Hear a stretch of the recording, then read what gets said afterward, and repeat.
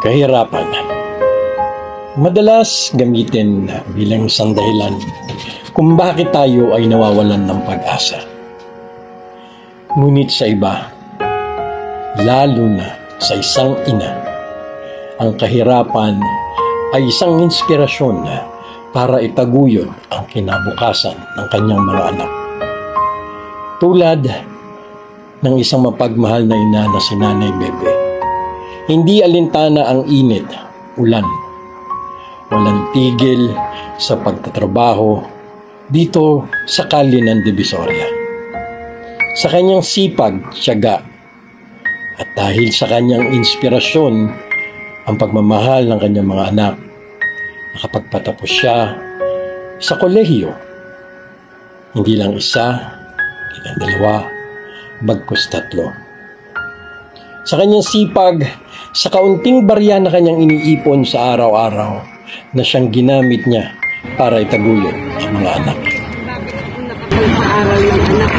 Kasi masipag kayo. Pero mo graduate sa Lyceum, yung binila ko yung gamit ng pera. Pero paano niyo sila gano'n? Sa magic mo lang wala? So yun, ganito.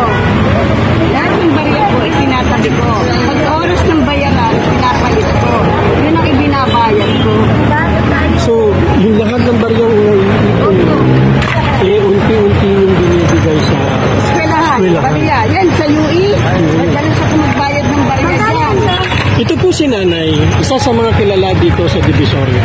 Ito po yung tinatawag nilang magic gulaman. Magic water. Magic water. Ito ang bumuhay sa kanyang mga anak para mapag-aral niya.